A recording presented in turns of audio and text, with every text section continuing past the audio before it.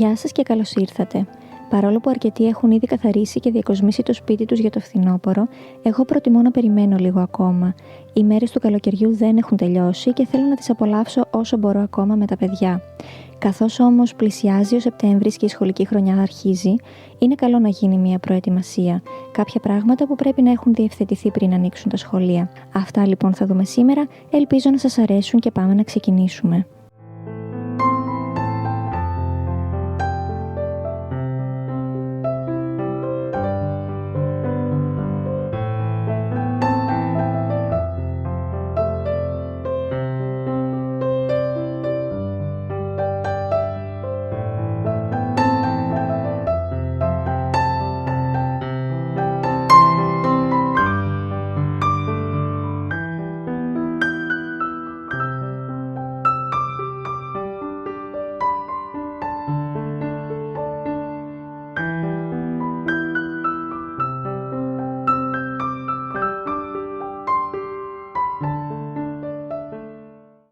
Το πρώτο πράγμα που κάνω είναι η οργάνωση στις ντουλάπες. Προσωπικά έχω αρχίσει ένα βαθύ ξεσκαρτάρισμα σε ολόκληρο το σπίτι. Μπορείτε να ξεκινήσετε όμως την προετοιμασία με όλες τις ντουλάπες.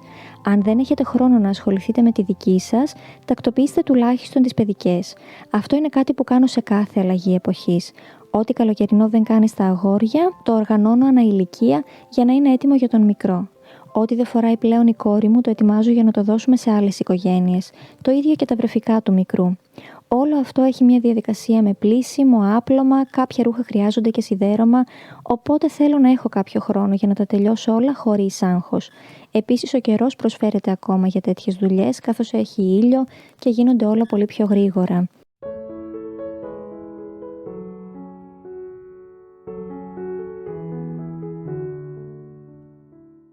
Κάτι άλλο που βάζω στο πρόγραμμα όσο μπορώ τουλάχιστον είναι να αγοράσω καλοκαιρινά για το επόμενο καλοκαίρι. Αφού έχω τελειώσει λοιπόν με την προηγούμενη διαδικασία, ξέρω πλέον τι ρούχα έχω και για το επόμενο καλοκαίρι και τι λείπει στα παιδιά.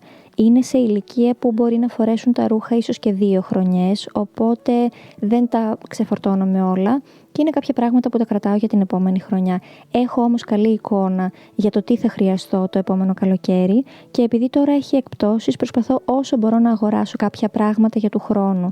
Είναι πολύ βολικό αυτό για μένα και γιατί γλιτώνω έξοδα από την επόμενη χρονιά, αλλά και γιατί έχω ήδη έτοιμη την ντουλάπα τους ως ένα βαθμό τουλάχιστον και αγοράζω μόνο κάποια πράγματα συμπληρωματικά.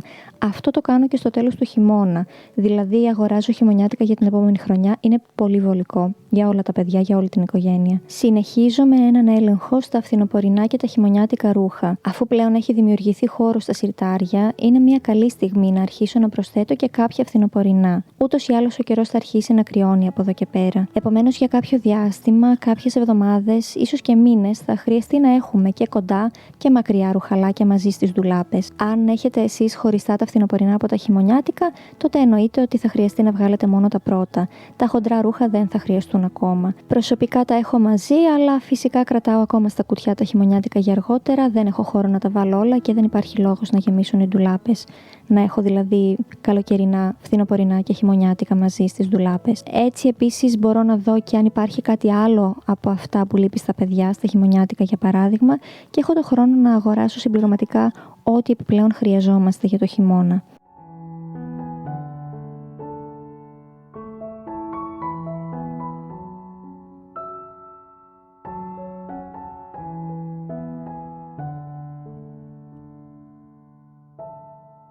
Συνεχίζουμε με τα χαλιά, τα οποία συνήθως πλένουμε το καλοκαίρι.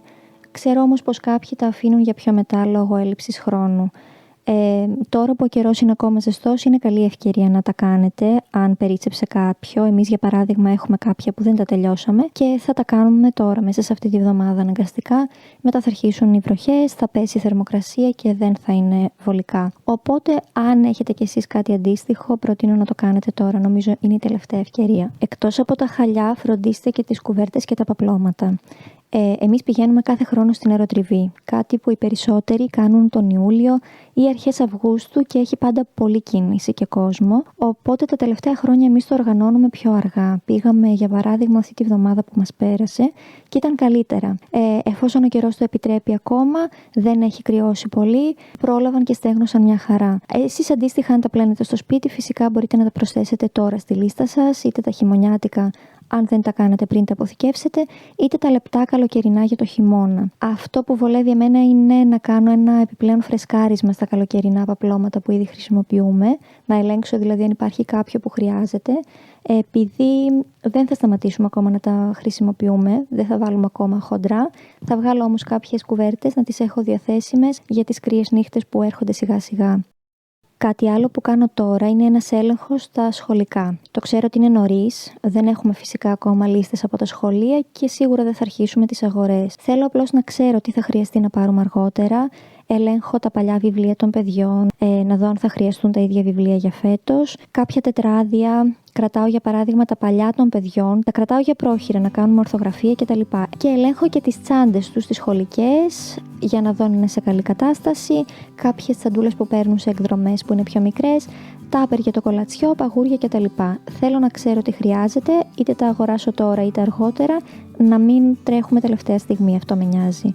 Και κάνουμε και έναν έλεγχο στα γραφεία και τους χώρους αποθήκευσης των βιβλίων. Αυτά ίσως για κάποιους θεωρούνται δεδομένα και δεν χρειάζεστε φυσικά να κάνετε έλεγχο. Εμείς κάνουμε συχνά αλλαγές στο σπίτι ανάλογα με τις ανάγκες των παιδιών. Επειδή κάποια από τα παιδιά μοιράζονται το ίδιο δωμάτιο, θέλουμε να είμαστε σίγουροι πως για το διάβασμα ο καθένας έχει το χώρο του και όχι μόνο για το διάβασμα, αλλά και για να μπορούν να αποθηκεύουν ο καθένας χωριστά τα βιβλία και τα σχολικά του. Οπότε κάνουμε και αυτό τώρα.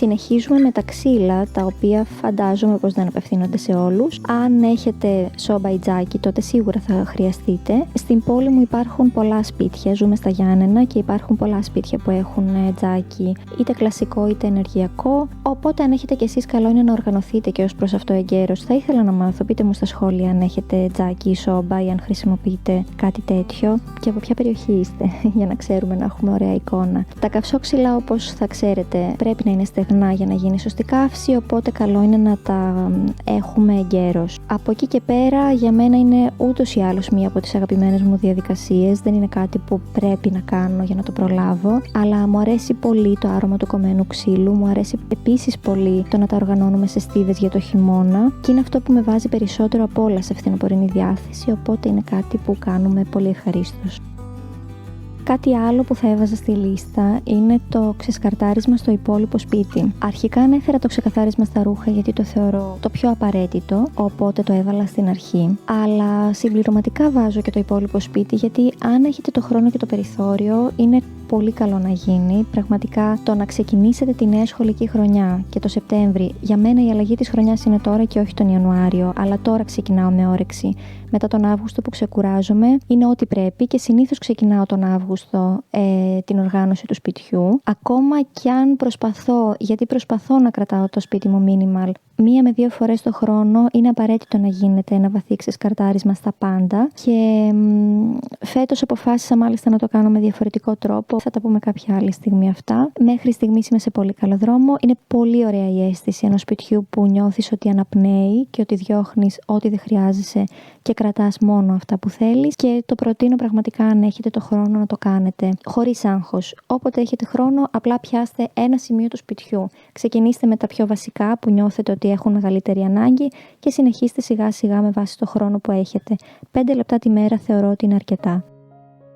Τελευταίο στη λίστα βάζω τον έλεγχο της φθινοπορεινής διακόσμησης, αν φυσικά διακοσμείται για το φθινόπωρο. Ο λόγος που το βάζω εδώ είναι γιατί ήδη κυκλοφορούν πολλά φθινοπορεινά διακοσμητικά στην αγορά. Αν λοιπόν δεν ξέρετε τι έχετε, μπορεί να καταλήξετε να αγοράσετε πράγματα τα οποία δεν σας χρειάζονται και να ξοδέψετε χρήματα και να γεμίσετε διακοσμητικά που δεν έχετε που να βάλετε. Γι' αυτό το λόγο είναι προτιμότερο να ξέρετε τι έχετε από την προηγούμενη χρονιά πριν αγοράσετε κάτι καινούριο. Προσωπικά, αν δεν είναι η πρώτη σας φορά αγοράσει το κανάλι θα το ξέρετε. Θέλω να είμαι προσεκτική στο τι αγοράζω. Δεν θέλω να έχω πράγματα που περισσεύουν και που δεν ξέρω πού να τα βάλω. Προτιμώ να έχω μια καλή εικόνα από πριν αγοράσω κάτι καινούριο.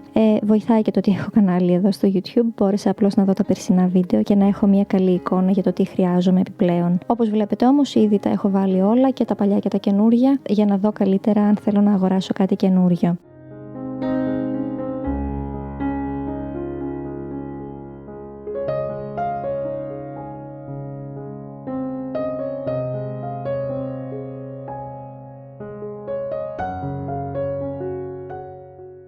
Αυτή είναι λοιπόν η πρώτη λίστα προετοιμασίας για το φθινόπωρο.